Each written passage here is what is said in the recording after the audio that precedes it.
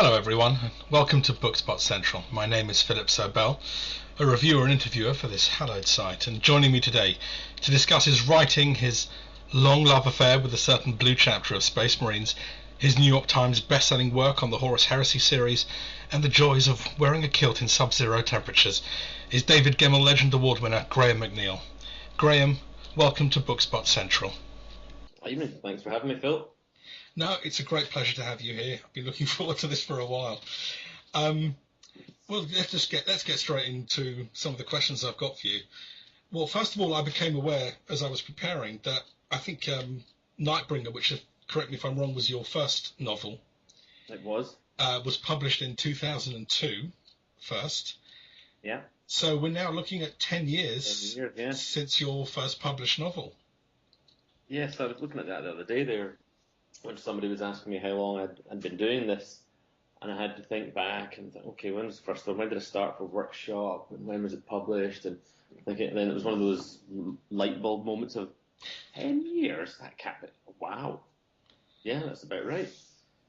Time certainly flies. Yeah, I mean, what I was really struck by, I mean, looking on your website, a link of which, by the way, listeners, will be at the end of the show notes. When I was looking at your website, looking at your bio, that you were approached to write a novel, and I was just thinking of the sort of normal process of a new author trudging from publishing house to publishing house, manuscript in hand, and just how very different your experience has been. It was very different, yes. I mean, I'd come to workshop back in 2000 to work as a staff writer, largely to work on White Dwarf articles, on a more of a reportage style, like reporting on tournaments, games days, painting articles and stuff like that. But my actual role mainly ended up being background articles for Imperial Guard regiments or new Space Marine chapters, or when I started, we were doing the Armageddon rulebook. So I ended up writing loads and loads and loads, like weeks worth of background material for that campaign, for the worldwide campaign we ran on it. Every planet had a bit of background done for it. Every system had a bit of background done, all the regiments. So I'd kind of developed into more of a background and fluff writer at that point. Yeah. I mean, I'd always written stories beforehand. I mean, when I was at university, I wrote the thrilling 400 epic part one of a novel that has since seen the light of day in several incarnations in some of the books I've done. So I'd always kept that little part going alongside the background writing and so on. So I gave a couple of short stories into Black Library and just thought let's let them see what they think of it. And luckily Mark Gascoigne, who was the head of Black Library at that time, saw some potential in them, and they thought, yeah, that's okay. He can string two words together in a vaguely coherent manner. So yeah, let's get him writing a book for us. And the initial approach was like, well, we want a book about a Codex chapter of Space Marines, because the ones that we have in our range at the moment are the Space Wolf books by Bill King. Yeah, I remember them well. As great as they were, the Space Wolves were not by any stretch of the imagination a Codex chapter. So, the only fiction you have in print is the not definitive poster boy type aspect of Space Marines. So that's the kind of thing they were shooting for. So, obviously looking at that and thinking, well, if you're going to pick a Codex chapter of Space Marines, who else is there but the Ultramarines to pick? I mean, were they a chapter to whom you'd already felt an affinity in writing or in development of the fluff? Very much so, yeah. Because I'd always had this, having read the background of these books, from the first edition codexes from long and weary ago. Theirs was the story that appealed to me the most, because I've always had a deep love and interest in sort of the Hellenic period of history, Xander the Great and so on. And yeah. All the warring states of Athens and Sparta and what have you. So their background really appealed to me, and I'd gotten a real bee in my bonnet about the folk saying that they weren't interesting just because they didn't have special rules, because they were the building blocks that the other chapters came from. Mm-hmm. I think the background is really cool. I mean, you could really make something of this, make it a gritty background out of this, and a virtue of the fact that there are, they're not space vampires, space fights, space monks. That they had their own thing. They were space classical, for want of a better term. Yeah, absolutely. Not particularly right either, but I loved their background and wanted to try and communicate some of that to the readers, to say, look, the Ultramarines are cool. That you can have fun with these guys in stories. They can be great characters without some deep, dark angst lurking in their past. Yes. I mean, I was actually wondering as well, because you'd said you'd written your first novel, and sort of 5 months after you'd been asked to write it, there it was on the shelves, which I thought was, wow, that's pretty damn quick for a first novel. But I mean, hearing what you said in terms of writing the fluff and developing background, because I was just wondering, did you receive any help, and who from at that stage, in terms of story structure, character building, just the enormous task of sitting down to write a novel? The enormous task of writing a novel is one of the things that you don't actually realise until you actually sit down to write a novel. The stuff I'd written up before that, it was at work, certainly was all mostly, the largest sort of thing was about 7,000 words for a short story for Inferno magazine.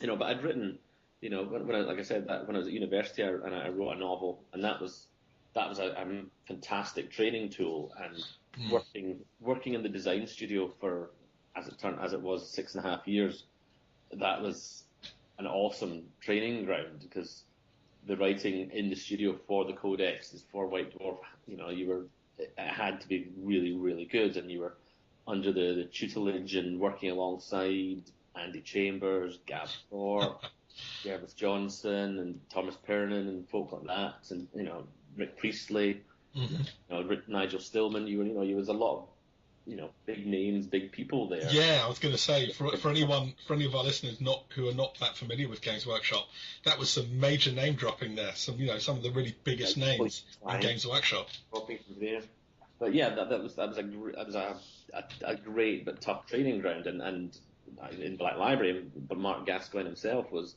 a hard taskmaster. I mean, if he thought what you'd written was rubbish, he was not shy about telling you, but that was brilliant, because that is the only way to learn, and he was a very good teacher in that. That's great. I mean, that's because I was, having had such a hand in developing the very background of the world in which you would then be writing, I just wondered, because look, 40K's been around. I mean, was it 30 years now? Well, 40K is 25. 25 years now. 40K, yeah, particularly. And, every fan's got their own particular approach, their own particular beliefs about the world. So I just wondered, in sort of trying to keep true to canon, as it were, did having developed the background really help you in really staying true to it? Massively so. I mean, like you say, everybody's got their own vision of what 40K is, and no matter who you are or what you write, you're never going to match up to everybody else's vision. But as long as you stay committed to what you think it is and believe that your way is the right way, then you will write a path and an authority that will hopefully transmit through the writing. But equally, if my vision doesn't match up to, Joe Bloggs that reads a book out in the world, then that's fine. His vision for the way he plays 40K, the way he reads his books, his way is the right way. There's no question of that. But certainly working in the studio with, the guys who created it, yeah, was a massive steer in terms of what was right, what was wrong, and you got, you were there at the source. You got why things were the way they were. You got the origins of the stories that were created for 40K. Actually what they were based from, what archetypes they came from. So you get past all the layers that are built up over the years, and you get right to the heart of what a thing is meant to be, what it's based on, and why it's the way it is. And yeah, was just, it's so useful. I just can't even begin to explain how useful it was. That really does sound so. I mean, it sounds like you're talking about an experience of just understanding the very core of the world in a way that perhaps other authors who haven't got your experience in games development, in background development, would probably murder to have that sort of insight. It's an experience that I'm eternally grateful to have had. I mean, I'd say all the other authors who are working in it, again, they have their own sort of set of views on how things are, and that's exactly right. But yeah, I'm glad that I was able to sort of be at the heart of things and then, go from that. I think it certainly helped the writing, without a doubt. I mean, speaking of writing, I mean, you mentioned sort of 6.5 years. In 2006, you left Games Workshop to pursue writing full time. Yeah. I wonder, do you miss your former role as a games developer? Of course I do. Yes, I mean, since I don't know what I've been about 6 or 7, I've been developing my own games, little board games, role playing games, war game systems, all sorts of things. And I think you're always developing or just having in the back of your mind little mechanics percolating away, or that would make a nice game, or how could you use this in a game? This mechanic? What game would you use that in? So I think if that's the kind of person you are, the kind of mindset you've got, then yeah, you're always going to be missing an element of that. But it was more a case of, I think, the novels and the storytelling was becoming the thing that really interested me the most, because all the mechanics of the games that I was designing previous to my time at Workshop, they were all mechanics and games that told the story. They were all about building characters within the game, telling their story through the playing of the game, and so on. So I think at that point I'd kind of come to realize that it was always story and character was what the biggest influence and interest in my career was going to be. So it was by that time, after 6.5 years at the design studio, having gone around doing army books and codexes several times already, it was a case of, well, okay, if you don't do this now, you probably never will, sort of thing. So that pushed you to sort of take that leap, as it were. Pushing a shove, but yeah, it was the right way to go, definitely. I mean, how would you say the life of the full-time writer full-time scribe, dare I say, is treating you? It's treating me very well indeed, to be honest.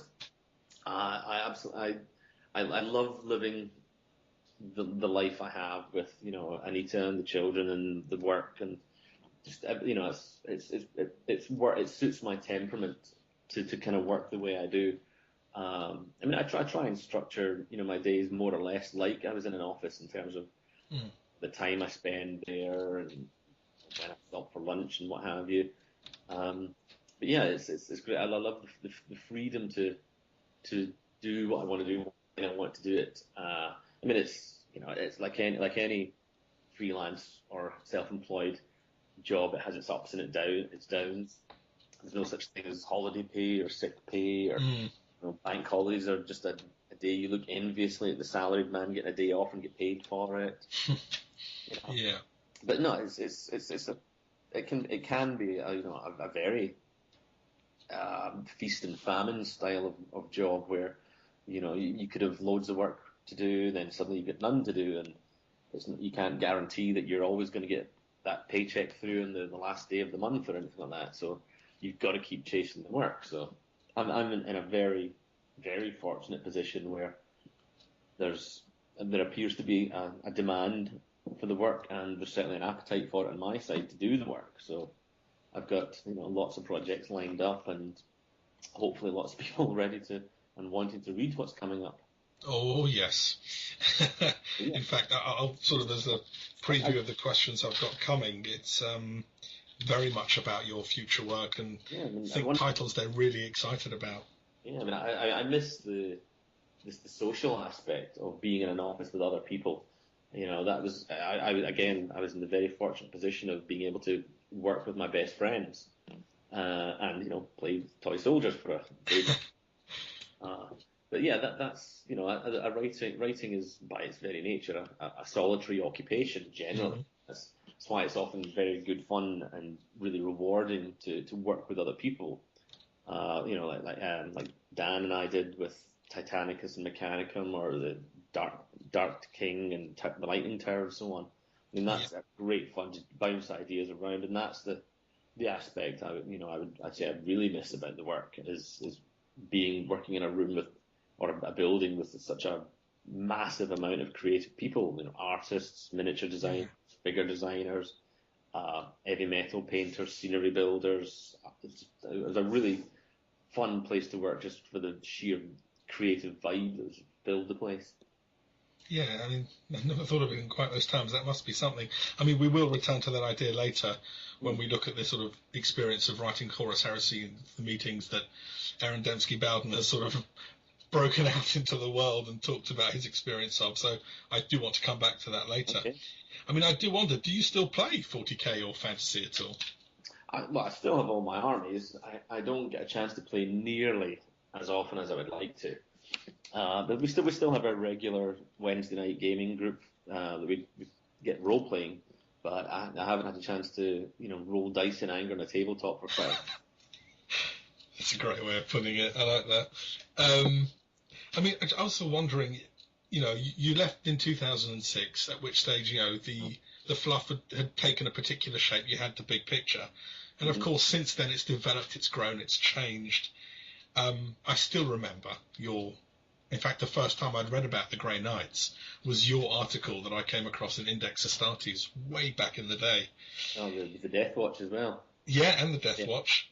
And sort of looking at, Aaron Dembski-Bowden's book, which is coming out, I think, in June, the Emperor's Gift. Yeah. And just looking at how the fluff has changed and how it's grown and what you thought about that. Well, I mean, I think any background or anything like that has to grow and develop.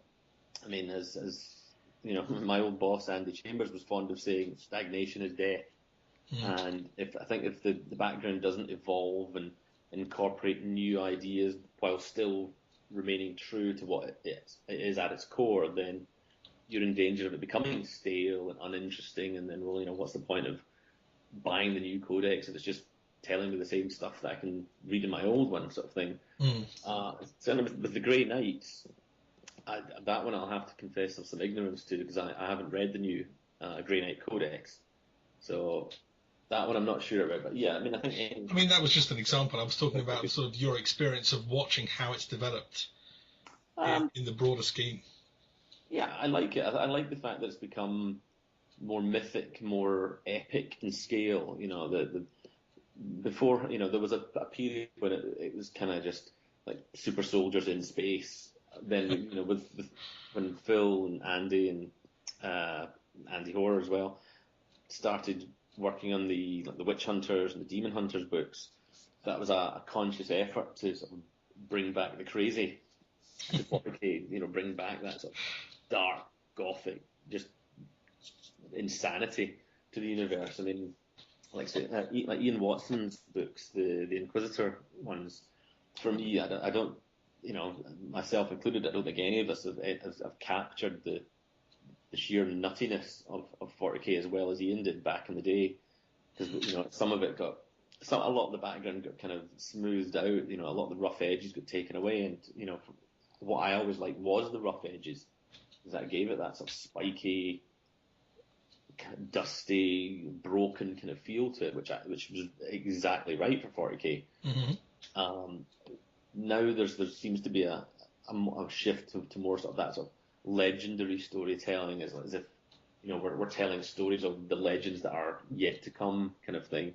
And that's got its own flavour too, which I quite like. I mean, it's funny you mentioned the sort of the darkness of it, because that's one of the questions I've written here, is that in your writing, for me, that's always been a big presence. This very dark, very gritty, no holds barred, edgy sometimes even uncomfortable to read. There's this sense you sort of write about characters where sort of all moral restraint has been abandoned, and I found that to be a really powerful presence in your writing.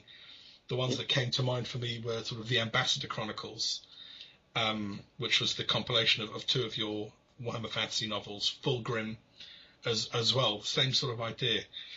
Well, the Ambassador books, that was definitely the case, certainly with the character of Sasha. I really wanted to get into the notion of that evil is just a convenient term you hang on somebody who does bad things. It doesn't, by virtue of them being evil, explains it all away, rather than having to, exploring the root causes of why they're doing what they're doing. So that was interesting for that one. And certainly Fulgrim was one that I knew that, with Slanesh is a tricky one sometimes to capture because, it's very easy to misinterpret Slanesh as just, boobs and bums and stuff. Yeah. It's all about excess in everything, whether that's music, sex, violence, art, anything, whatever it is. It's up to 11 and beyond. And that with Pilgrim, certainly, I remember I warned my editor at the time, Lindsay Priestley, that this is a novel about a legion that falls to Slanesh. It's not going to be pretty, so bear that in mind before you read it, so that you're not reading this for the first time, going in cold, thinking, "Oh my God, what is done?" Yeah. And no, in books like that, I think it's always better to push too far and then maybe have to trim back a little bit than not go far enough, because then you might end up with something just a little bit bland and insipid when you could have gone that extra mile to really do something that was shocking or surprising, or just to really put the reader as well as the writer, as it turned out of their comfort zone. I mean, is that something you find is a challenge to reach those sort of dark places, to really push those boundaries, or is that something that comes quite easily to you? Yes, I could drop myself in it rather badly here and say, no, I find it really easy to get to the psychopathic places. um, it's no, it's to be honest, it's not that difficult, because you look at what the kind of moral boundaries you yourself might have, and then just go beyond that in thought and think, well, what would this guy do if he didn't have that, that wall inside him that you would have to climb over to do the bad thing? If that wall just didn't exist in this person, he was absolutely free of restraint, what would they then do? And once you can sort of put yourself into that sort of mindset, or start thinking along those lines, then it's actually not too difficult to think of all these terrible, horrible things. Yeah, I mean, having one of the great joys of being a reviewer is that I've already got my copy of the Primarchs, which is the next release for the Horus Heresy, and of course, immediately read the first story, which is a new story, The Reflection Cracked, which continues the story of Fulgrim. Yes, it's more or less immediately after. Yeah, very much. I mean, it just perfectly continues it, and really, hearing what you've just said about sort of excess and you really have taken that to its extreme in this story, and it's in bits, yeah. It's extraordinary. Everyone listening, when it comes out, you want to read this. It really does take you to the limit. One other thing, I mean, when I had the great pleasure of interviewing Dan Abnett, he described a real attachment to his characters, a real connection to them. Is this something that you experience? Oh God, yeah, all the time. I mean, I think if you don't feel that about your characters, then you've obviously not developed them enough, and they're too thin to care about. There's been numerous occasions where in the synopsis, it'll say so and so goes here and does that, and then he gets killed, and so and so. And then you'll get to that point in the book after having written them through it and got to know them, and you get there and think, I really don't want to do this. He's such a cool guy. Oh no, what have I done? I've picked a card. I'm going to kill this person. I really don't want to. And, I mean, the biggest example of that for me certainly was in Fulgrim again, with the character of Solomon Denethor. Yes. His eventual fate was one that I paced back and forward for a long time before finally saying, okay, yeah, this is what I had planned for him. I'm going to have to do it, even though it's just horrible. And I hated it. I was like, no, it's not only is he going to bite the bullet here, but he's going to do it in such a horrible way. Yeah. Just tramples on everything that he's believed in and betrayed even again at this last moment. And it's horrible. So yeah, you do often feel like that. And I'm very wary about killing characters, because you never know when you might want them or need them in a later story and think, oh, well, you're dead. But it's not always the handicap it used to be, certainly in Warhammer, but generally I like, if people are dead, they stay dead. So yeah, it's not a decision to be taken lightly. I mean, I think I'd say the character with whom you've probably had the longest association would be Uriel Ventris. Yeah, from the six Ultramarine novels. And your website, sort of the title of your website is The Fourth Company. I mean, there's a real connection to the chapter which we've already talked about. Yeah, well, he was my first novel character, my hero. Yeah, it would have to be a very a very dark moment for me to decide to bump him off. Yes, I mean, where are we up to now with him? I'm trying to think. It's been a while. Actually, yeah, that connects to a question I'm going to ask you later. Okay. So let's leave that for then. Just going back a couple of years now. In 2010, you were awarded the David Gemmell Legend Award for the second book in the tremendously popular Sigmar trilogy, Empire. Yes, that was a good day. Well, I really want to ask you about it. I mean, because normally the books that Black Library produce do have a tremendous draw amongst the faithful, shall we call them. But genre fiction, tie-in fiction, call it what you will, the rest of the sort of literary world tends to look down their noses at it. So I just wondered at the experience of being given so public and so coveted an award for something that's normally very much focused to those within the fold.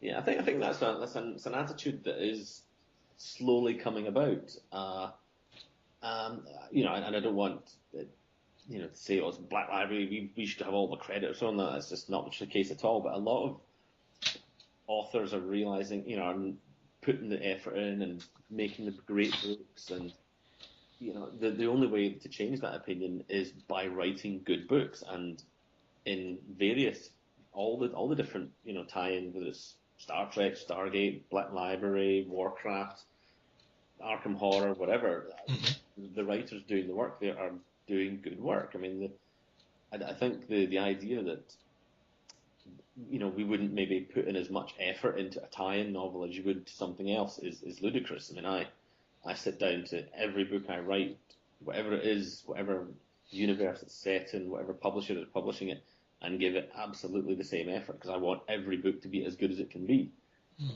So to see other writers who I admire in the same room and be up on stage with several of them, and to be given the axe in that room was just one of the most awesome nights I can remember. It was because I so didn't expect it. I'd gone down to the award ceremony with Nick. Nick Kine from Black Library. Yeah. He was my editor on the Sigmar books. Right. And we'd gone down and we'd met Alex Davis down there and got ourselves all dolled up, and they got the suits on, I got my kilt on, and excellent. We went along and we're thinking, this is gonna be fun. We'll have a good night. We're going to an award ceremony. There's loads of free drink. And we might come away with something, but we didn't. I don't think any of us really thought anything of it. And so we got to the award ceremony, and all the shortlisted novels, the authors all got up onto the stage, and we all got a little sort of pewter axe from that Braglione had produced. Mm-hmm. I thought, well, that's good. Everybody's going up. We're all going to get an axe. So even if nothing else, I've still got an axe to take away. Yeah.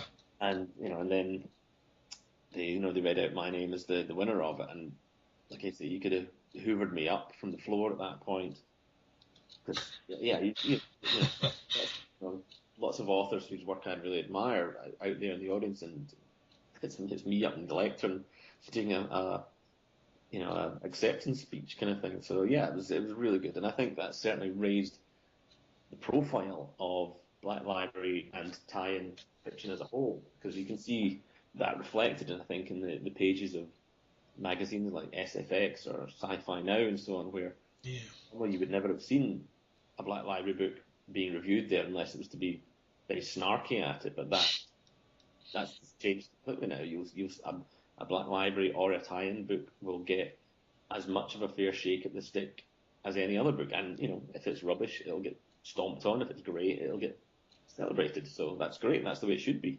Absolutely, yeah, definitely. I mean, that always baffled me. The quality of Black Library books, as a rule, have just been, I think, fantastic. In fact, I find myself going back to other genres to try them out and finding myself feeling a little spoilt, and that they're not quite what I hoped. So light.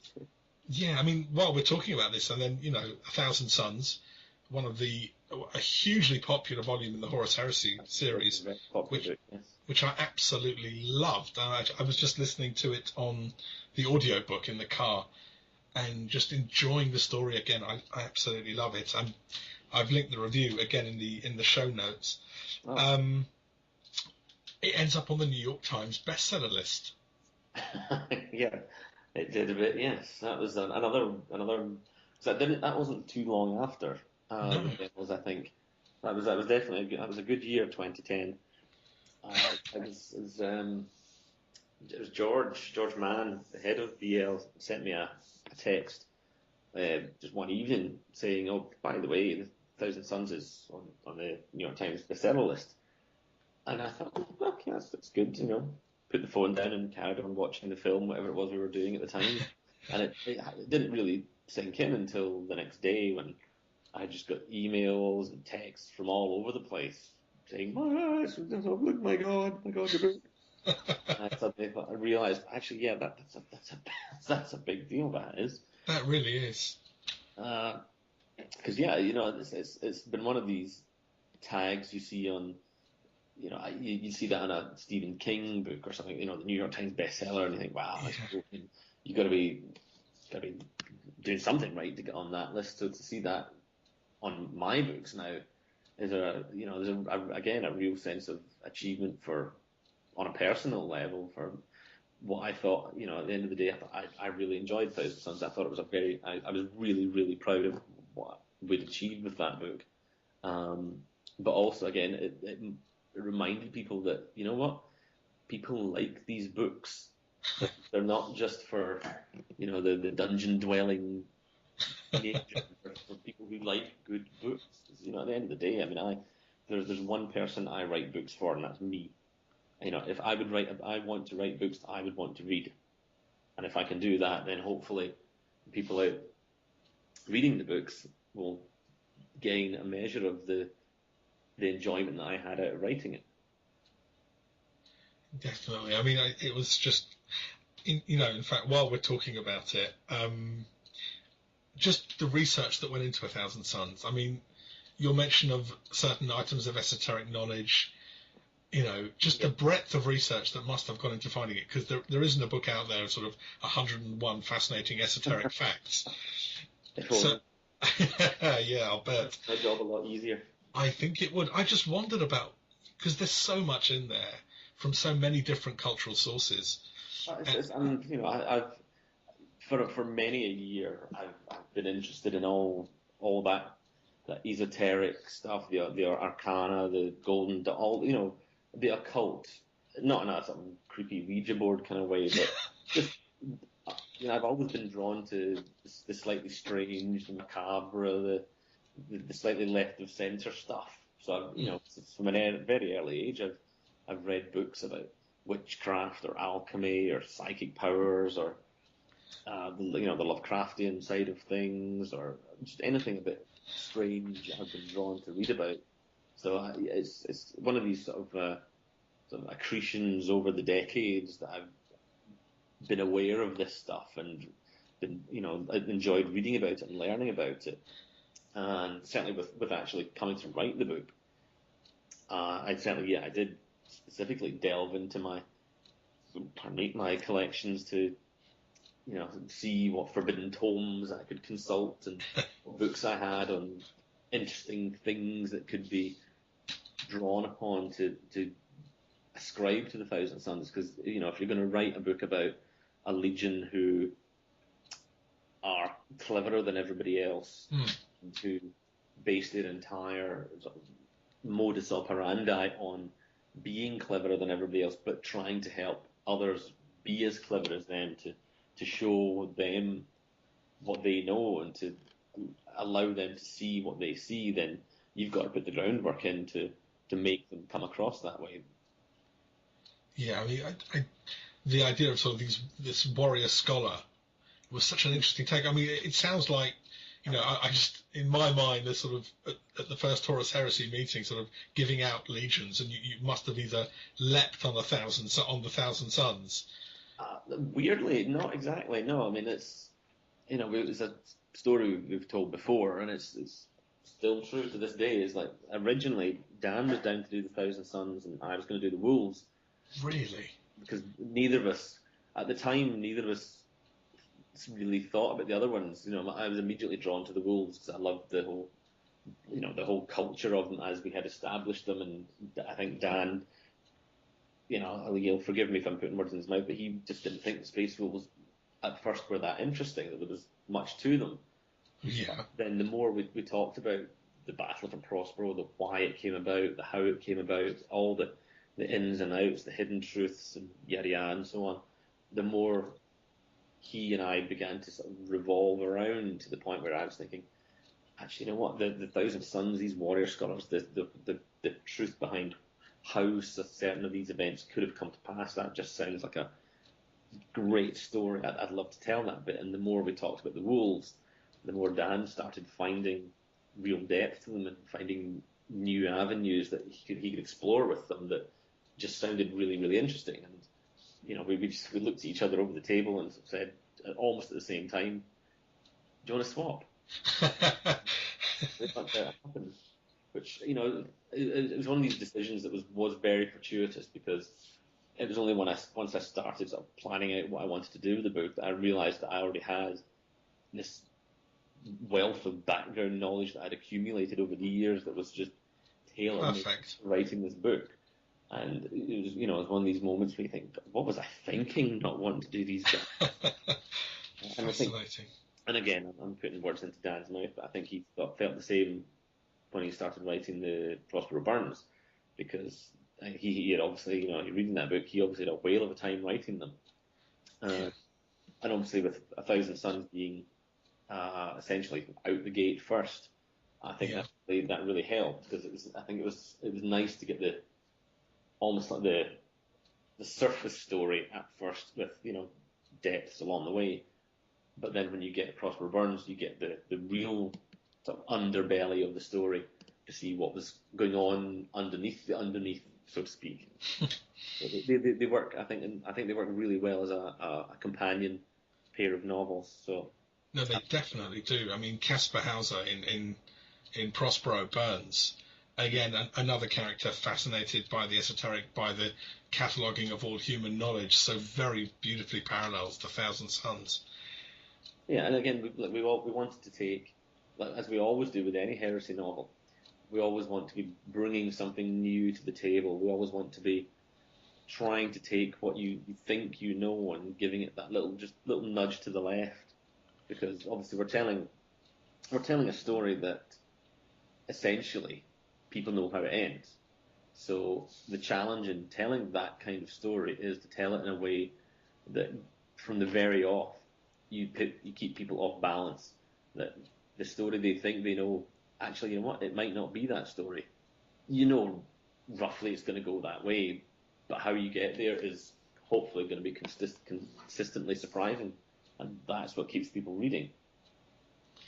I mean, what I'm about to say, for anyone who hasn't read either of these books, A, what on earth are you waiting for? And B, a little bit of a spoiler alert, but I've got Graham McNeill here, and I've got to ask.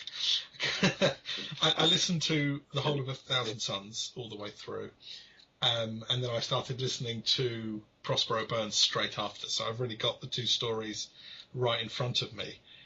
And the end of Prospero Burns and the Wolf King Russ is trying to talk through Caspar Hauser to Magnus. Mm-hmm. And for me, what was unclear from both books was whether or not it was actually Magnus that was running, so to speak, or his chapter that was running Caspar Hauser. Good. That was the point, was it? That's kind of the point, that with two novels that have that level of connectedness, at some point we knew we had to seed in levels of ambiguity and, in some cases, levels of contradiction, because my book was the Thousand Sons point of view of what happened. Mm-hmm. Dan's was the Wolves point of view of what happened. And whether or not whether you think Magnus was like Casper's handler or not, that's yeah, that it was ambiguous and you're not quite sure which it was or if it was even him at all is a good thing. Yeah, yes, it is. I mean, it certainly adds to the tragedy that the stuff. I mean, Thousand Sons. The book is, to me, it is a tragedy of sort of epic proportions. Oh, God, yeah, absolutely. I mean, the whole heresy is you know, in the classic, in the proper term, the use of the word tragedy is, you know, is a hero brought down by his flaw. Yes. You know, that he is blind to. It's not just like, oh, it's a bit sad, it's a tragedy. No, it's a tragedy in the dramatic sense of it. Yeah. And Thousand Sons especially so. I mean, Magnus's sheer hubris and arrogance to believe that only he knows best is his eventual undoing, that he can't accept that somebody else might know more than he does. Yeah, but I mean, allied to a character who nonetheless grabs at the heartstrings and just keeps you just feeling the tragedy as it unfolds. That's the point of the story as well, that I didn't want them to be the villains of the piece. You know, that there had to be a level of ambiguity where even maybe Space Wolf players, I've had folks say this to me already, like, you know, I'm a diehard Space Wolf player, but man, I felt sorry for Thousand Sons by the end of that book. And, you know, because again, it's that nobody, or very few people, do evil knowing that it's evil. They do things thinking it's for the right reasons, or they do things thinking that, well, maybe it's only a little bit bad, but that's okay. It's only a little bit bad. It's justifiable. By the time you've done 100 little bad things, you're so very far from where you started. Yeah. I think that's what the Thousand Sons were doing, that each little step, same with the Emperor's Children, each little step in and of itself maybe wasn't too bad. Maybe it was forgivable in and of it on its own, but, you know, after 6 months of doing this constantly, there's almost no way back. And especially, although, you know, the Legions probably don't realize this yet, once Chaos has got its fingernails in, that's it. You know, the door's only ever going to get wider. Yes. I mean, as I said, I mean, this leads, for me anyway, very neatly on to the Outcast Dead, which, as I made clear in my review, which again is linked on the page, really did move me. There was just something so incredibly powerful about it. To me, it felt like, in some ways, a continuation of A Thousand Sons, showing you what happened next in a certain sense. Showing the consequences of what Magnus had done. Yes. Yeah, that there were. But I mean, that's one of the themes we try and carry through in the books is that building of the connective tissue between them. That events don't happen in a vacuum. That some event over here will have an impact over there, and that it is all part of one grand story.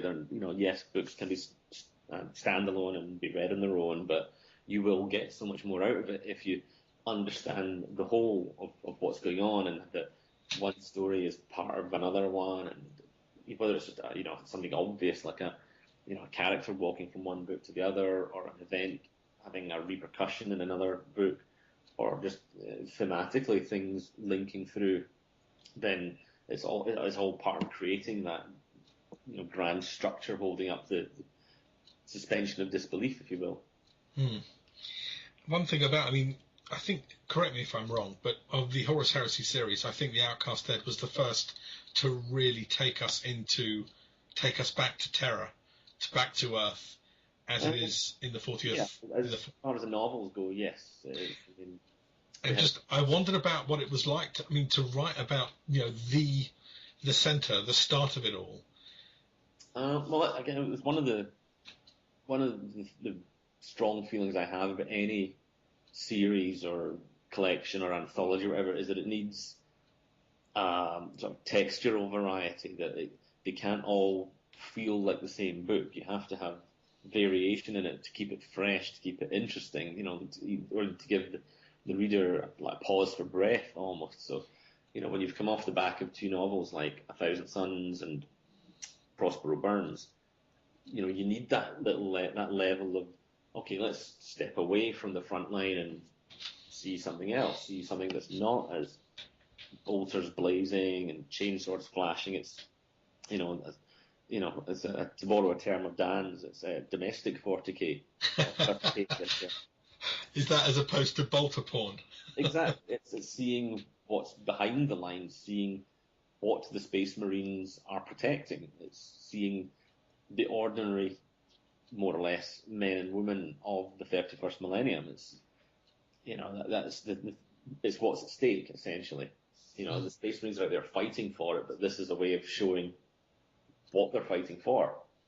So yeah, it's good to get back to Terra for one thing, and to, like a lot of books that I do, I like doing, almost seeing, where's the gap? What have we not seen 100 times? What character types, what settings, what styles of story have we not seen before? And the Outcast Dead was very much a reaction to that, because I thought, well, the astropaths are an element of 40 and 30k that we see almost nothing of. I mean, barring Matt Farrer's novel Blind, the astropaths are wizened characters who walk on, deliver a message, my lord, and then wander off again. So it'd be interesting to see what it would be like being one of those guys, because in both 30 and 40k, the astropaths are some of the most important people in the Imperium, because without them there is no Imperium, there's no communication, and so I thought, well, these guys are tasked with keeping the Imperium together, but they're almost like second-class citizens, and it's not a job that A, gets them reward, or B, gets them any thanks, or gets them any kind of pleasure, because it's... On the contrary, if anything, they're likely to pay with their lives for doing it. It's a thankless job in every respect. So it's like, what would it be like to be one of those guys? And I thought that interested me, and again, seeing the repercussions of what Magnus did, and tell a different style of novels, because this was, I've done quite a few books beforehand which were war novels.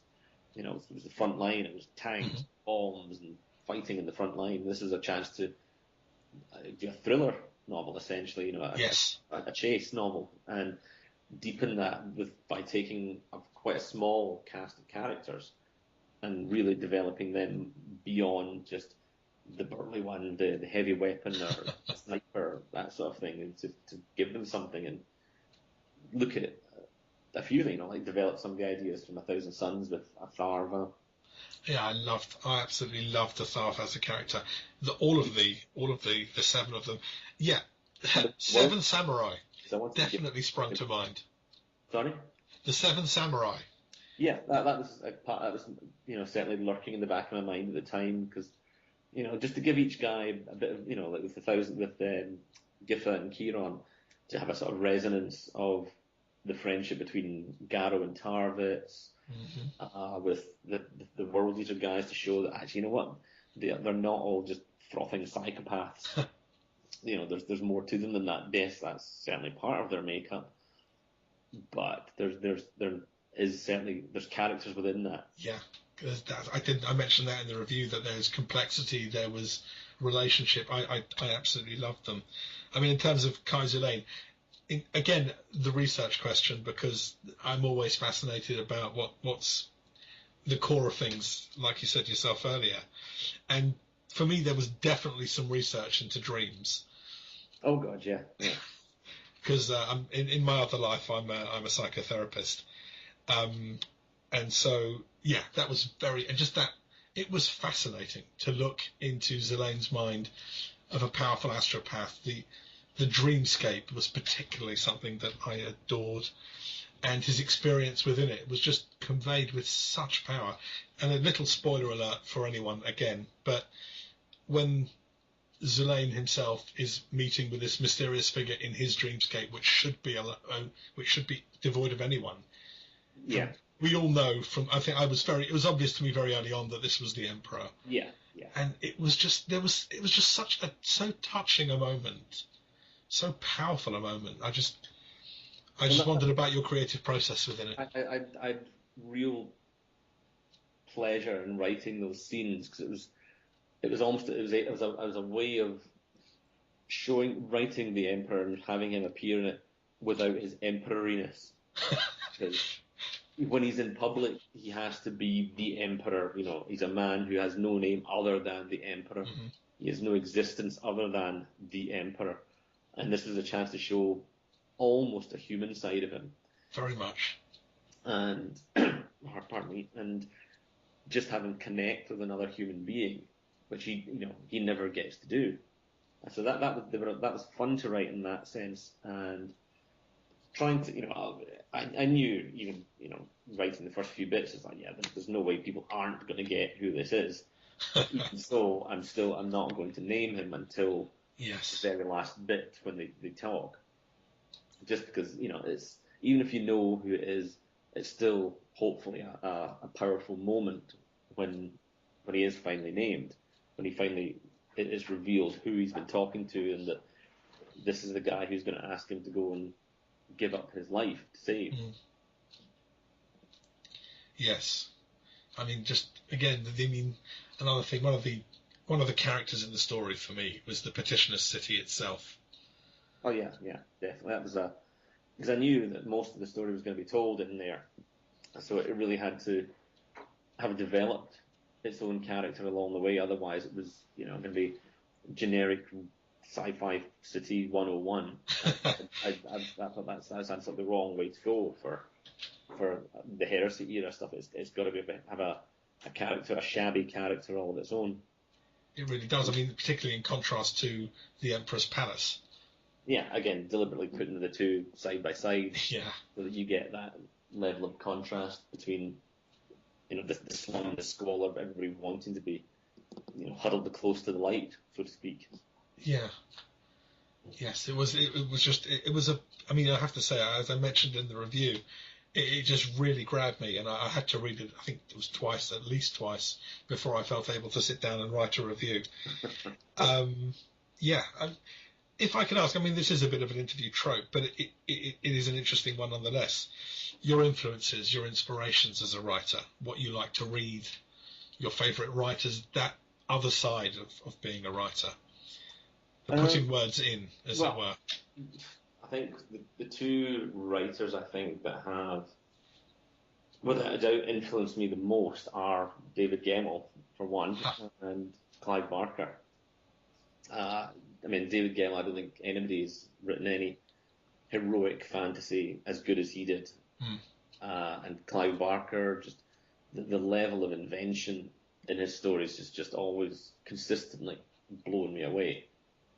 I mean, I'm to be fair, it's one of these questions that I often dread when I get it, because I've read other interviews when they rhyme off the classics, you think, I've not read any of them. I don't know who that is, or I've never even heard of him.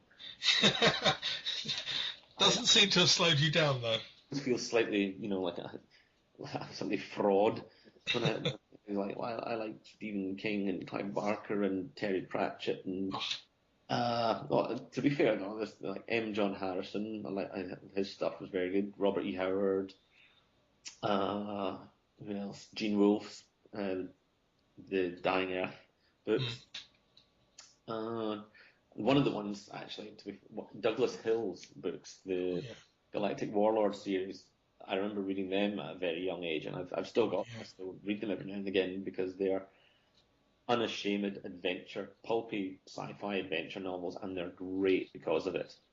And the way he told an action scene just really leapt off the page to me. I don't think there's very few authors have written action scenes quite as powerfully as he did. Irvin Welsh I love reading his books. I don't know if they're much of an influence, but certainly they give me great pleasure to read. I mean, yeah, because it's just that Dan was telling me that he feels like if you're going to put words out, you've got to put words in. He says if he doesn't read for a couple of days, he feels it. It's just it's always interesting to know what an author likes, sits down and enjoys reading themselves.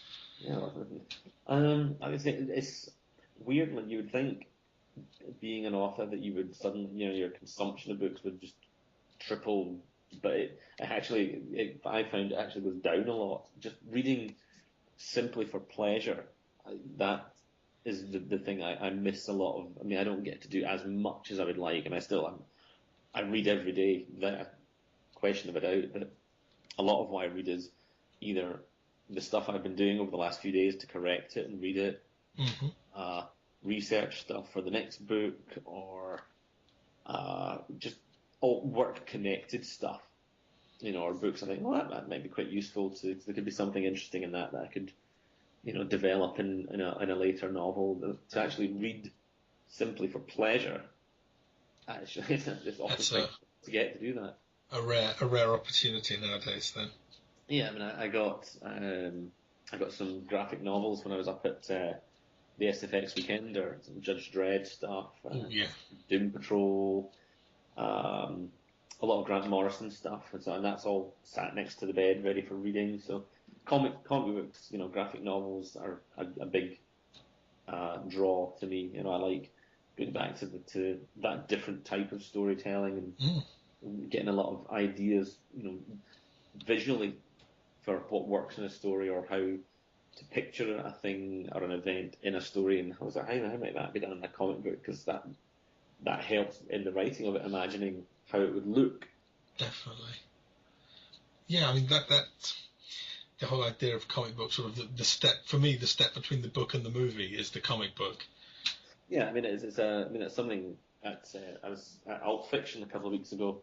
One of the panels that I went to listen to was about adapting your work from one medium to another, and there's a common misconception, that if you're making a movie, then you just get a graphic novel and say, well, there's your storyboards. And it's like, well, actually, no, that's not true, because there is a grammar of telling stories in a panelled structure that is uniquely suited to that style of storytelling. It doesn't always translate very well to novelization or going the other direction, making a movie out of it. But it's about as close to a sort of the missing link as you could probably expect. Yeah, well, speaking of translation, I just did a search on the Black Library website with your name, and just realizing how many of your books have been translated into I don't know how many languages. I think pretty much all of them have been. Wow, I mean, I'm sure you've been involved in the process of translation. Oh God, no. Not at all, really? No, I mean, I don't speak any other language other than English. And I just wondered about things being lost in translation when you're writing a story, and certain phrases in English that convey something to an English speaker, but that don't directly translate. And just sort of, I was wondering about. I think there's always going to be something like that. I mean, I've spoken to, French fans, Italian fans, German fans, and they've asked me, well, what does this actually mean? This bit here, and what's that about, and so on. But no, I mean, other than. In fact, I don't think there's any bits that have come back to me saying, "Oh, actually, could you come up with another word for that?" Because it doesn't translate into, Swahili or something like that. Yeah. No, I've got nothing to do with the translation bits. I'm not sure what help I would be, even if I was asked. Fair enough. Right. I mean, can you talk a little bit about? I mean, you have already, but about your writing process, about how you sit down to it. I mean, do you lock yourself in the room?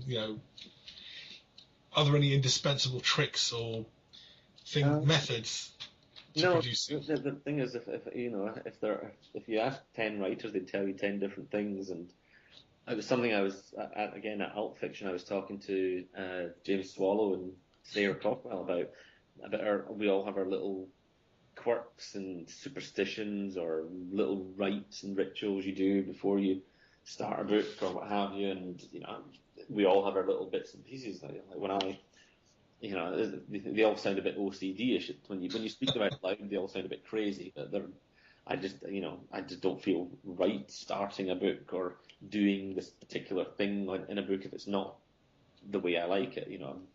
I'm not switching light switches on 5 or 6 times before I leave the room or anything like that. There's a certain type of pen I like to use when I'm doing my editing. There's a different type of pen I like to use when I'm sketching out my notes for what such and such a scene has got to do in it. The formatting of a document I've got my own template for writing in. I like that template, and I don't like writing in another one. As far as the process goes, I think each novel has its own one.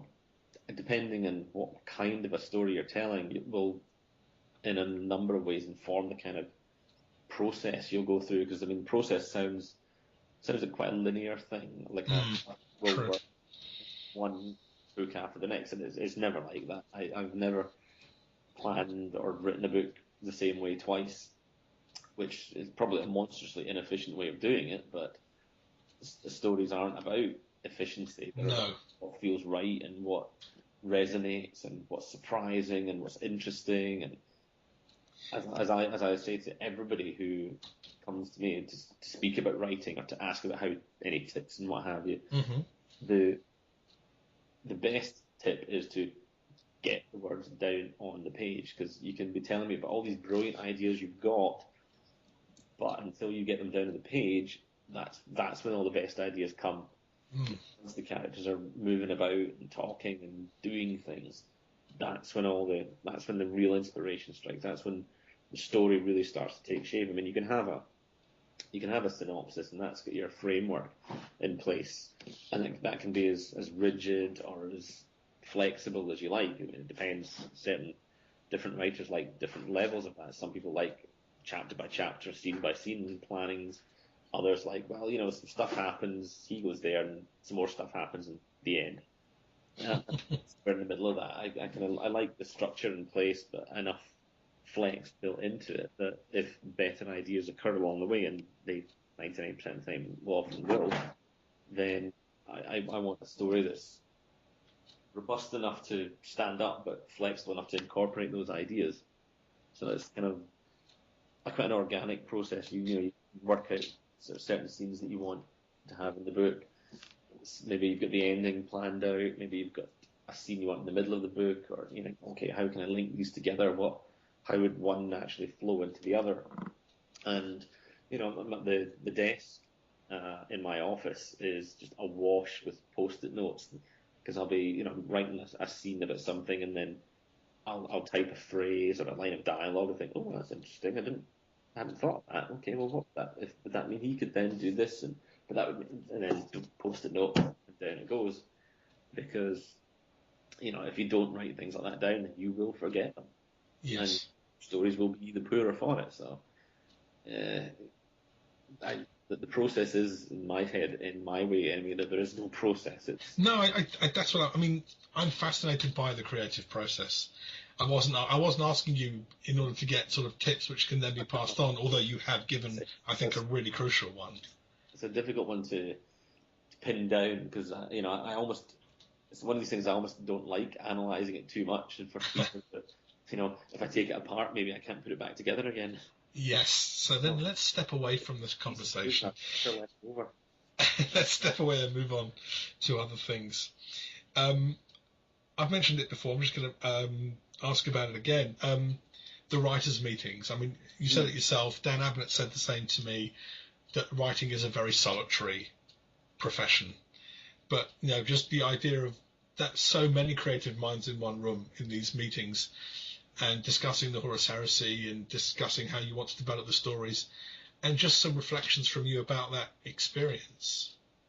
Yeah, I mean, we have these things 4 or 5 times a year, give or take, and yeah, I look forward to every one of them, because it's as a writer, you love talking about stories and characters and plots and twists and so on, and there's nothing better than bouncing those ideas off somebody who gets what you're talking about, who knows what you're trying to do and understands the ways you're trying to do it. And so you stick 6 or 7 of us in a room, and it's like a bunch of fireworks all chucked into the room with a blowtorch, and because everybody's got their own take on things. Everybody has what I might think is a great idea.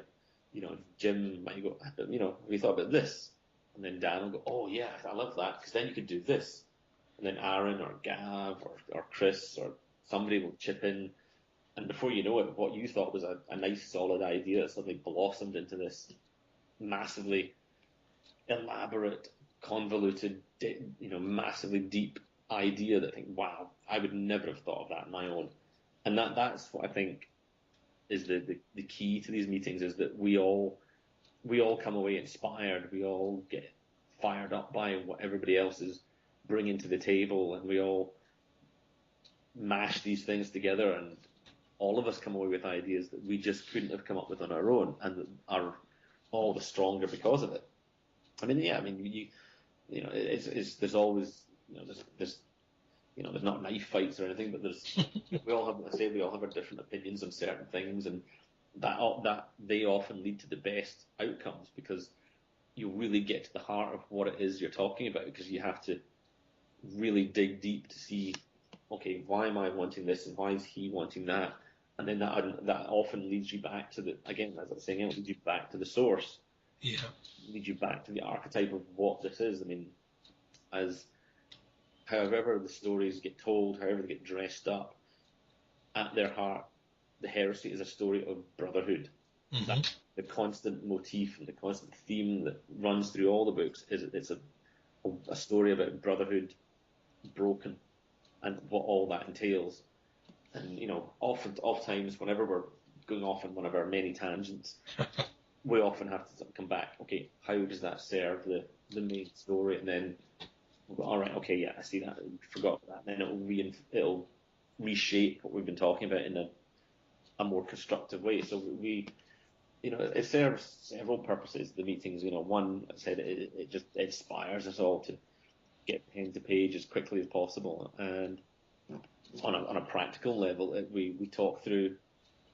Usually in the morning, we'll talk through the broader sort of meta themes of the Heresy, what we want to achieve, and what we've seen before, what stories we've told, what stories we want to tell, where we see the next sort of arc of stories going, and then usually in the afternoon we'll brainstorm with the upcoming couple of novels. We'll go, whoever's writing it will give their pitch as to what the novel is, what the characters are, what the themes are, and what they want to achieve with the book, and then everybody else will dive in and say, okay, that's great, I love this bit, and what about this bit, and how does that work, and what are you going to do with these guys, and so on.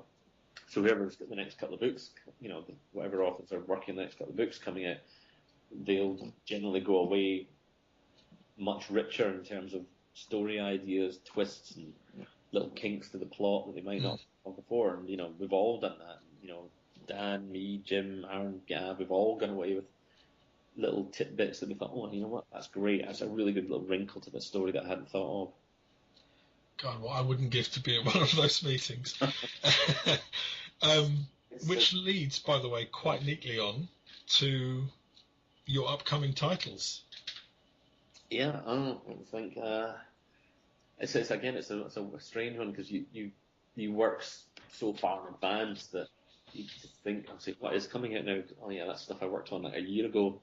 Well, we've mentioned the Primarchs, which we know is coming out very soon. That's got my story, the Reflection Cracked, which is I pitched that to Christian at Black Library it's the Exorcist Emperor's Children style. And it was, commissioned, done, go write it. Right, okay, good. So that was my log line for that one. I mean, I've seen the artwork. That's a linked, it's a four novella anthology. Mm-hmm. With a story by me, one by Gav, by Nick, and one by Rob Sanders. Rob Sanders, yeah. And it's a very good collection. It again was a conscious attempt to come back to the core of the story, broken brotherhood, and these guys are the brothers who have their fraternity broken apart. So we realised it was time to go back to these guys and tell their story, and that was good fun to do. Then the Legend of Sigmar omnibus is coming out, which has got the 3 novels and an 18,000 word, short in inverted commas, which again is one that grew in the telling, which follows immediately on from the ending of God King, and deals with the pursuit of Krell after the Battle of the River Reich. Mm-hmm. And at the moment I'm just this very evening, I was doing my specific red pen corrections to the first half of Angel Exterminatus, Yes. my Heresy novel. Yes, that's the one I'm getting the most questions about. There's a huge excitement about it. Good. Yeah, well, I think, well, this will sound monstrously arrogant, but yes, I think that's justified because I read the first half. I'm thinking, yeah, I'm liking this. This is good, and this has got some good stuff in it for the fans of the Heresy, of 40k, of Iron Warriors, of Emperor's Children. Yeah. It's for me. It's getting back to I've had my fun off in the Terran pause breath period. Now it's back to guns blazing. Yep. I'm looking forward to that. I mean, but just one other thing. I mean, I have to say, my questions and my focus has been very much 30 or 40k, which kind of gives away my own proclivity here. But I know you've also written an enormous amount of stuff in the Warhammer universe. In fact, as I said, my first real experience of your writing was in the Warhammer Fantasy universe. I just wondered about being asked to write about Sigmar. I mean, that's the big one. Yeah, well, that was kind of. I'm not even sure I remember whether the Black Library asked me or I poked them hard enough until they said, yeah, okay. I remember having a conversation with Lindsay and Nick, and we were talking about different things that we could do. And one of the things they were looking at was doing, a series to at its crudest level, it was a Warhammer version of the Heresy. Yeah. Something that would do for Warhammer what 40k was doing for 40k. The Heresy was doing for 40k. Yes. And at first we were, the thought was, well, let's just do sort of, one of Sigmar, one of this guy, one of that guy. But Alan Merritt, who's head of Games Workshop's intellectual property, quite rightly sort of stepped in and said, actually, that's scattershot approach just isn't right. It needs to be tied together somehow. It needs to have a unifying feel to make it a series rather than just one-off books with a similar banner at the top of the title. So that's when we were talking about this, we were thinking, well, what stories would we do? Who would we do it of? And I seem to remember Lindsay asking me, well, which, if I could choose, would I like to do a story of? And looking back, I suspect there was a hint, more than a hint of being manoeuvred into this. But there's who would you like to write about if you could do anybody? And as a lifelong Empire player, yes, my first answer straight away was Sigmar. It's got to be. I could see whether I'm inventing this or whether it is a memory, but I'm sure there was a look of relief on their faces because I think that was obviously the answer they were looking for. But yeah, Sigmar was always my first choice because he's long been a character that's just fascinated me because despite the fact that he has a magic hammer, he's just a man. He's just a guy. He's not a Primarch. He's not got any abilities or enhancements above and beyond what he was born with. The only thing that differentiates him from the rest of the people within the Empire is that he has vision.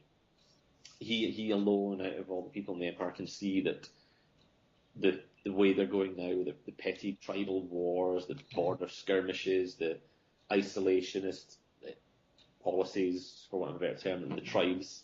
Yeah. Tier 2 is eventually going to see them all destroyed. Against the building threat, the Orcs and the Norse. Yeah.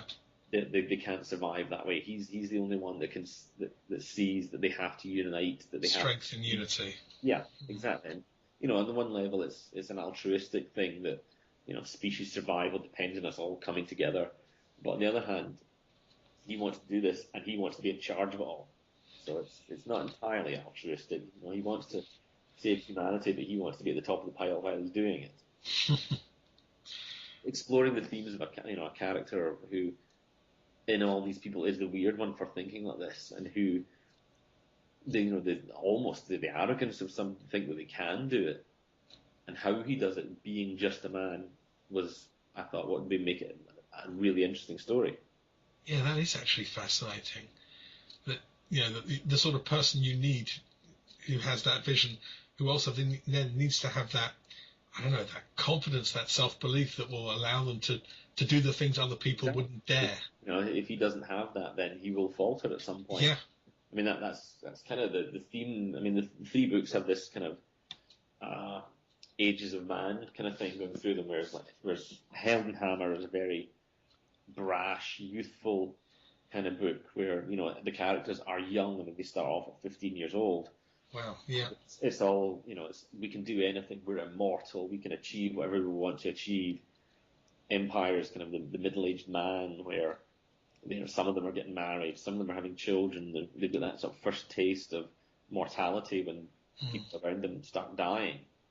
And then the third book is the old man of the series, where literally they are staring death in the face.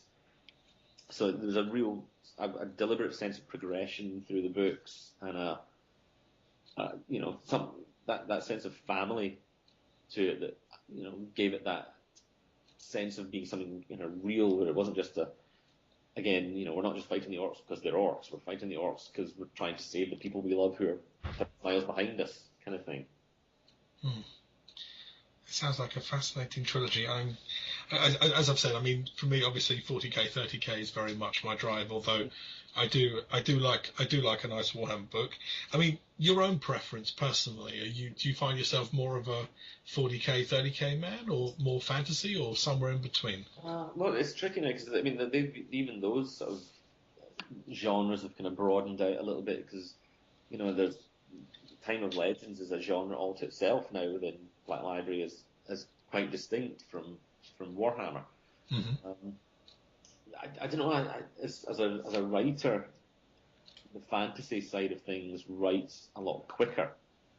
I think because the people in that universe are much closer to us in terms of the things they worry about, the things that they care about.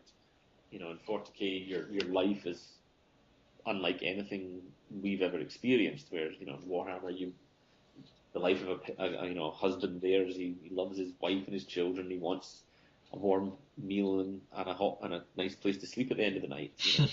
His life isn't that much, trappings aside, it isn't much different. What he wants, where somebody toiling in the factories in a hive world in 40k, their life is massively different. I mean, yeah, they probably still want a hot meal and somewhere dry to sleep at night, but they haven't got the additional, they've got all the extra layers and baggage that life in the 40k universe brings with it. Yeah.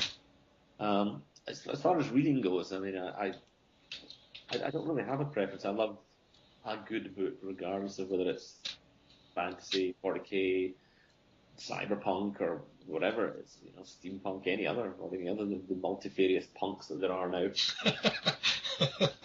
Yes. According to Kim Lake and Smith's workshop at Alt Fiction, I think they got to about 22 styles of something punks before they ran out of actual books that they could reference as a diesel punk, steampunk, post-punk, dust punk, all this sort of stuff. So I do like their punks. I mean, that does actually lead me to one of my other questions. I mean, on your website, there is a mention of, I think it was StarCraft. I'm just wondering about writing work you've done outside of Black Library, in other genres, in other worlds. Yeah, well, the StarCraft one came about because, again, Andy Chambers, who was my boss at Games Workshop, was working for Blizzard at the time, and I'd not long gone freelance, and I approached Andy and said, look, are Blizzard looking for any other writers to pitch in with the StarCraft universe stuff? And as timing is everything, and as it turns out, they were, because at that point they were working on StarCraft 2, and they wanted a novel to tie in with the release of that, one that sort of bridged the gap between the two games. And I just happened to be, to stick my head above the parapet at just the right time. And I was lucky enough to have met a bunch of the guys that worked at Blizzard when I'd been over to see another friend of mine, Mark Gibbons, used to be an artist at Games Workshop and is now thriving at Blizzard, doing all sorts of artwork and concepts for World of Warcraft and so on and Oh stuff. wow! Well, and I'd had a tour around Blizzard, so I was able to, bit of schmoozing, bit of networking, and pitch some ideas, and fortunately they were well received, and yeah, they just went from there, and that was good fun actually, because again, it was a universe at that point set before any of the alien races turn up, so it was a story about people, plain and simple. Yeah, there was spaceships and ray guns and what have you, but that more than any other story I've ever told was all about people, and I think that was what, for me, certainly was what made it the most interesting aspect of working in that license. So that was a lot of fun actually, and because a lot of the background in the original StarCraft game was, I think, 2 pages in an A5 rulebook that could fit in a CD case.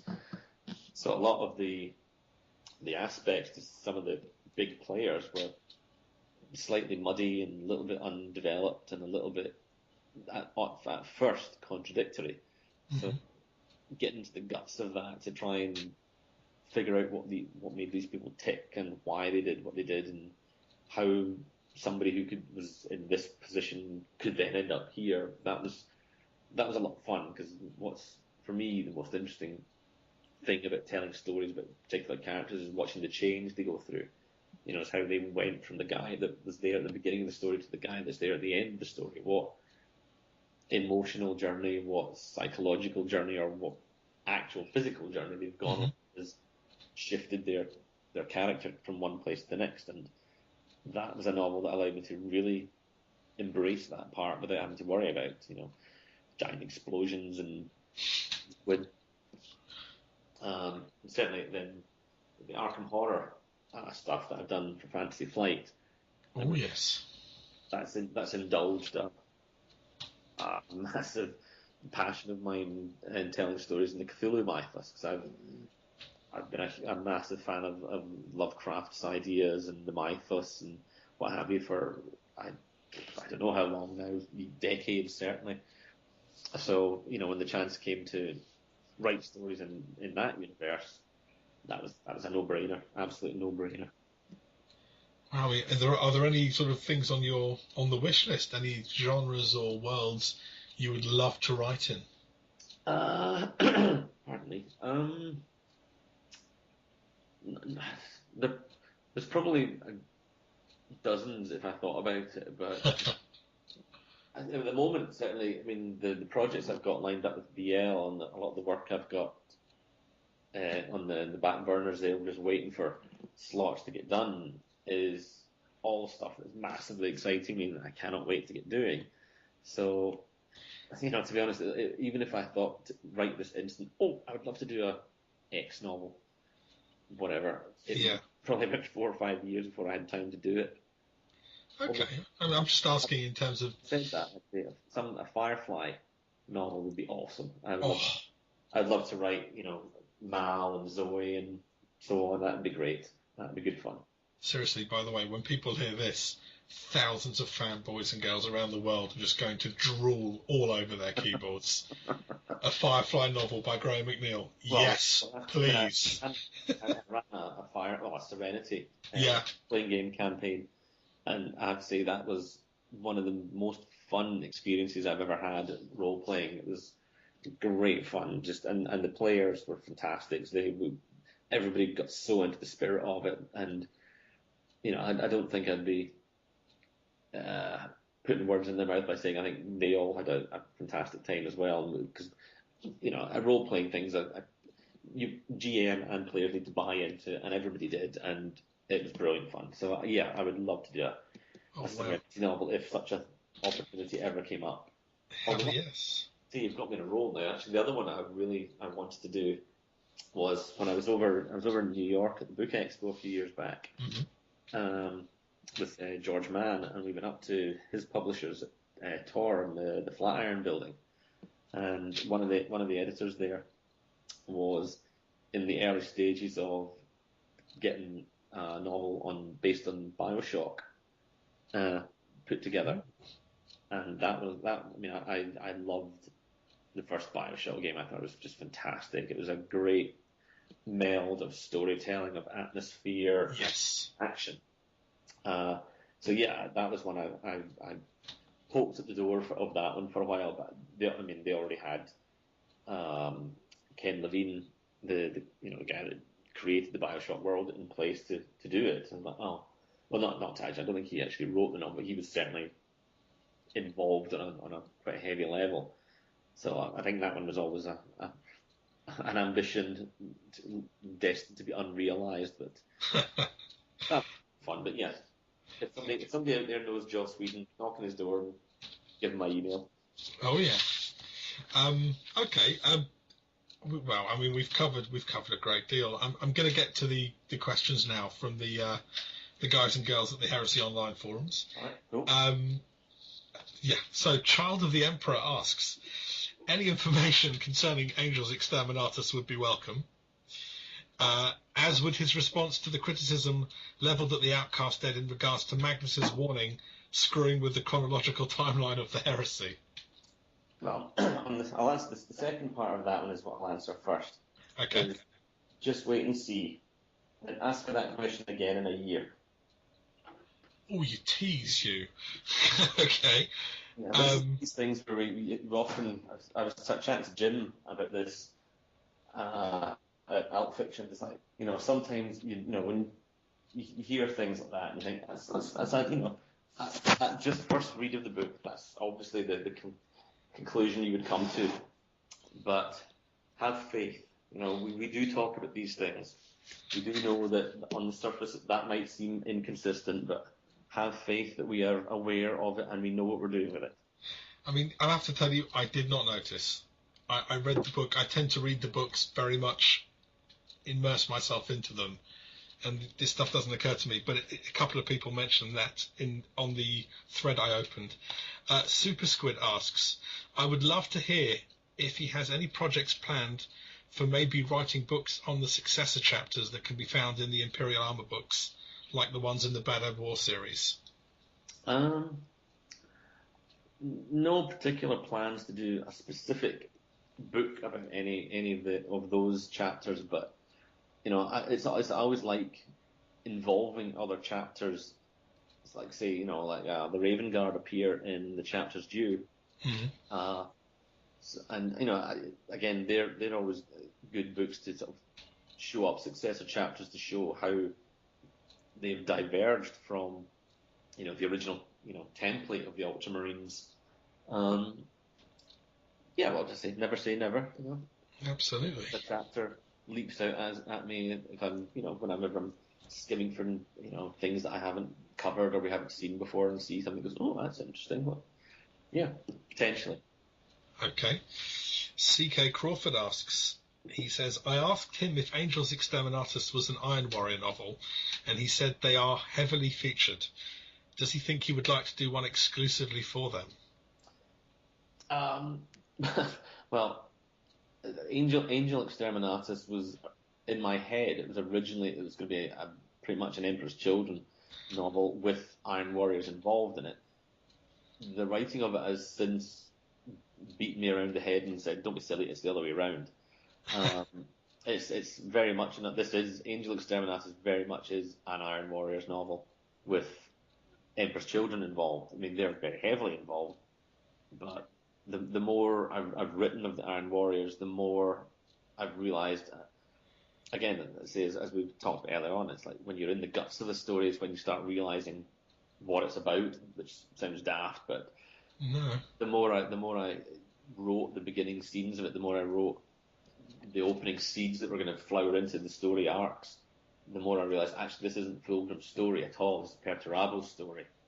Fulgrim's the initiator of it, and it plays a big part in how it turns out. But it's Perturabo's story. So yeah, Angel Exterminatus more or less is an Iron Warriors novel. Ooh, that'll be. A lot of people will be very pleased to hear that. I mean, I'm assuming you've seen the cover art. I have, yes. It's on my desktop as we speak. It's beautiful. It's Yeah, fantastic work. it's one of those covers. I've had it for several months now, and I've been dying to put it up on the website because it's just got so many cool little bits in it that Hmm. people are gonna they're gonna dig that when they see that, and they're gonna wonder about this and why is this that way, and yeah, because that's one that actually we had a lot of discussion back and forth about what we wanted to see on it, what hints should be there in the story based on who was where and what they looked like, and it was good. And Neil just did a fantastic job. I mean, Neil Roberts has Mm. done all the Heresy covers bar one, and it just keeps getting better and better. And this one out of all the Heresy covers, certainly of mine, this is the one that I think most closely matches absolutely my vision of what I was hoping to see in the cover. And yeah, brilliant. It's a top cover. It is indeed. Lord of the Night asks, does he still plan to write a Honsu series of novels? Yes. And if so, when does he estimate he'll start? Oh God. Given the amount of things that I've talked about with the editors of series of this and the next trilogy of that, it's likely to be some ways off. Yes. I mean, there's a couple of short stories at in the Iron Warriors omnibus that go some way to explaining what happened after the chapter's due. I mean, when I wrote the ending to that, I was a little bit deliberately vague as to what had happened to Hansu. There was a couple of lines here and there that kind of gave me a get out. I decided, well, yeah, off there doing this, then that could quite easily be the case. But the more I thought about it, the more I thought, I think that's just a little obvious. It's not clever enough for Hansu or me. So why, the story, The Beast of Calth, came about. And again, that story is deliberately open-ended, but for the right reasons rather than just, I'm not sure what to do with them just yet. It's deliberately open-ended. So yeah, I absolutely, yeah, I think there's definitely room for the sort of the anti-Uriel novels. Yes. Because I've always pitched and pictured him as the Dark Mirror Uriel, the guy who he would have become if he had thrown off the codex and had decided, you know what, actually it doesn't matter what I do, this path I'm on is the one I want to go on. Hansu is what he would have become. So I think there's very definitely room for that kind of story. So yes, definitely, I'd love to do that at some point. Excellent. I mean, I've got one last question, and then I'm going to let you go because it is getting late. But considering your long history and association with the Ultramarines, Dan Abnett's, I think his novel No Fear, The Battle of Calth, the Ultramarine sort of Ultramarine party as it is. How come you didn't write it? It's simply a scheduling thing. It was one of the ones that was kind of assumed that I would do it at some point. And yeah, I was even in my own head, I thought, yeah, that'd be a good one for me to do at some point. But when again at one of the Heresy meetings we had, we realised that for the next arc of stories we've got coming up post Age of Darkness, we need certain dominoes had to be already in place for knocking down, and one of them was what happens at the end of No Fear. Yes. And that had to more or less, and that had to come before what happens in Jim's book, Fear to Tread. Yes. For where Battle for Calth, No Fear, where that was sat and when it had to be done and written by, I was still, I think, hip deep in the Outcast Dead at this point. There was just no way physically that I could have actually written it in time for when it needed to be out. So I had to reluctantly, in the sense of it was a story I was really looking forward to doing, but if you're going to step aside to let somebody else do it, Dan Abbott is the best. Yeah, yeah. I mean, no one should get my question that I think I love what he's done. Absolutely love what he's done with it. Oh, yeah. As my review will show in about a week's time. Hopefully, I'll have my review up of No Fear. But I was just curious, considering it's simply a scheduling thing. I was no way going to be able to get to do it in time for when it needed to be off to the printers. Just it wasn't going to happen. Fair enough. Well, that's all I've got for you. I think we've covered some good ground. Good ground. Yes, indeed. So, Graham, thank you so much for joining us here at BookSpot Central. It's been a tremendous pleasure to talk to you. Good. I've enjoyed it. So, some good questions there. So, thanks for everyone for getting some questions down to be asked. Yeah, I will. Well, I was going to say I was pass that on, but they'll hear it for themselves. Yeah. Thanks, guys. Okay. Well, thanks again to Graham McNeill for joining us here at BookSpot Central. We hope you'll enjoy the conversation. Any comments or questions, feel free to post them on the site or to visit Graham's blog or website, the link to which will be with the show notes. Or come to the Facebook page as well. Oh, and the Facebook page as well. Sorry, I'm not on Facebook yet, you see. Yes, neither am I, except for the fan page, I think they call them. Yes. So, Fortress of Hera on Facebook. Well, thank you once again, and to all my listeners, goodbye, and see you again soon. Good night.